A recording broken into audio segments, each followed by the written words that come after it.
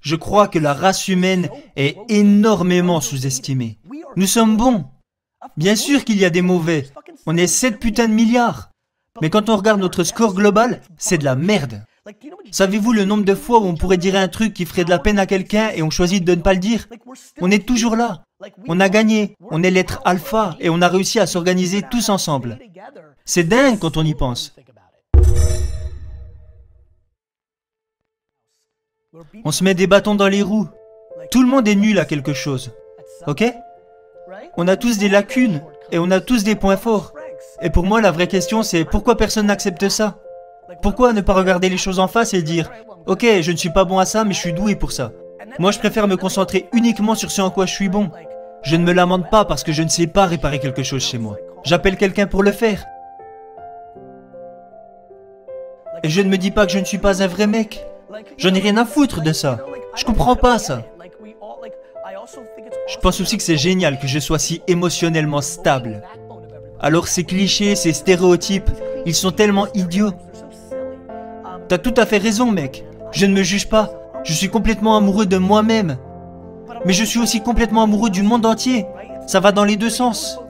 Si je dis autant aux gens d'investir en moi, c'est parce qu'en plus de me rapporter à moi, ça rapporte à tout le monde. J'ai besoin de personne pour avoir confiance en moi. Je crois que la race humaine est énormément sous-estimée. Nous sommes bons. Bien sûr qu'il y a des mauvais. On est 7 putains de milliards. Mais quand on regarde notre score global, c'est de la merde. Savez-vous le nombre de fois où on pourrait dire un truc qui ferait de la peine à quelqu'un et on choisit de ne pas le dire? On est toujours là. On a gagné. On est l'être alpha et on a réussi à s'organiser tous ensemble. C'est dingue quand on y pense. Pour moi, c'est binaire. À moins que je reçoive un coup mortel et que je meure moi ou une des 17 personnes auxquelles je tiens le plus, tout le reste c'est complètement secondaire. Et laissez-moi vous dire quelque chose. Si vous réussissez à avoir cet état d'esprit, alors tout devient facile. Tout le monde fait des histoires pour des trucs sans importance. C'est de la perspective. Tu sais, je pense que mon égoïsme vient de mon altruisme. C'est ce qui me fait me sentir bien. Je le vois chez ma mère. Ma mère est l'épicentre de chaque personne de sa vie.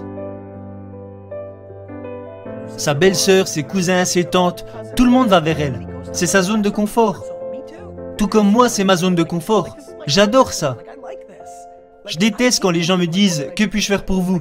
Je leur réponds rien du tout. Je ne veux rien de personne. Je déteste ce sentiment. Je suis rentré dans le business familial parce que j'avais l'impression d'avoir une dette envers mes parents. Ce sont mes parents. Donc si c'est ce que je pense d'eux, imagine ce que je pense de tous les autres. Le marché, c'est le marché, mon pote. Si personne ne regarde ce que tu fais, c'est que c'est pas assez bon. Tout le monde pense que ce qu'il fait, c'est génial. Gary, mon Instagram est juste dingue. Je poste du contenu incroyable. Alors pourquoi? Pourquoi est-ce que je ne gagne pas d'abonnés? Parce que c'est pas génial. Faut juste revenir à la source, tu sais. On a tous des amis qui disent « Regarde comme mon enfant est mignon » et toi tu regardes et t'es genre « Ah ». C'est ce qu'on pense. On pense que tout ce qu'on fait, c'est génial. Je comprends ça. Mais ce serait mon conseil parce que c'est libérateur. Pour moi, tout est question de liberté. Pour moi, quand tu assumes la responsabilité de tout ce qui t'arrive, alors la vie devient plus facile. Parce que tu as le contrôle. Et tu apprends à aimer perdre. Pour moi, tout ça c'est simple. Tout est de ma faute. Alors comme ça, je ne peux pas être énervé contre un de mes employés. C'est ma faute. Je leur donne des responsabilités. Donc c'est ma faute. Maintenant, si nous échouons ou que nous ne réussissons pas à signer un contrat, pas de problème. Tout le monde échoue à quelque chose. Ce qui est marrant, c'est que quand l'UFC a commencé à devenir populaire, je m'en suis servi comme point de comparaison.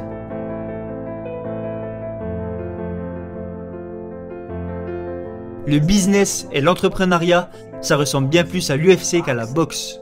En boxe, la défaite est dévastatrice. Tu sais, je suis un grand fan de boxe. Et la plupart des gros combats, les gros combats, c'est tout simplement incroyable. Un gars qui a 33 victoires d'affilée affronte un autre gars qui a 35 victoires d'affilée.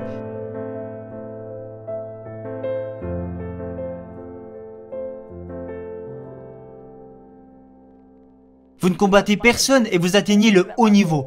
Alors qu'à l'UFC, tout le monde a déjà perdu. Et donc je pense que ça ressemble beaucoup plus à l'entrepreneuriat. Ça ressemble à la vie. Tout le monde peut perdre. Et moi, j'adore ça. J'adore l'adversité. J'aime les hauts et j'aime aussi quand ça devient dur. J'aime quand les gens me disent « Oh, je savais qu'il n'était pas si bon ». J'ai même étrangement peur de continuer de progresser et de devenir encore plus populaire. Et de devenir genre le leader du marketing. Et que les gens commencent à attacher ces mots à mon nom, tu sais. Je me dis, est-ce que je vais me saboter moi-même pour corriger tout ça? J'aime l'adversité. Alors oui, perdre fait partie de moi. Et quand tu comprends ça, tu deviens complètement invincible. Je me sens 100% invincible. Hormis ma santé et la santé des 20 personnes auxquelles je tiens le plus, il n'y a rien qui peut m'atteindre. Je me sens 100% invincible. Je sais quelles sont mes intentions. Je veux faire de bonnes choses sans faire de mal à personne. Je suis loin d'être parfait. Personne ne l'est. Alors c'est simple. C'est simple d'aborder la vie de cette façon. Ce qui est super intéressant, c'est que les personnes qui sont directeurs financiers ou PDG, ils pensent que c'est de la magie. Je me moque toujours d'eux. Je leur dis, vous n'êtes qu'un produit. Il y en a des millions comme vous. C'est mathématique. C'est facile de comprendre ça. Je l'ai toujours dit. Si vous voulez devenir une anomalie, alors vous devez agir comme tel. Les gens veulent que toutes ces choses spéciales se produisent, mais ils agissent comme tout le monde.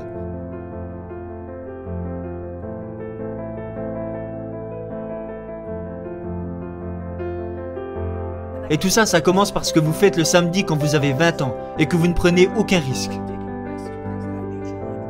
Comme par exemple, vous connaissez cette photo où selon comment on la regarde, on peut y voir deux personnes qui s'embrassent ou une coupe de champagne? Je pense simplement qu'à ce stade de ma vie, le monde voit la coupe de champagne et moi je vois les deux personnes qui s'embrassent. Je peux le voir et je sais ce qui arrive. Maintenant, il s'agit de savoir si vous voulez en faire partie.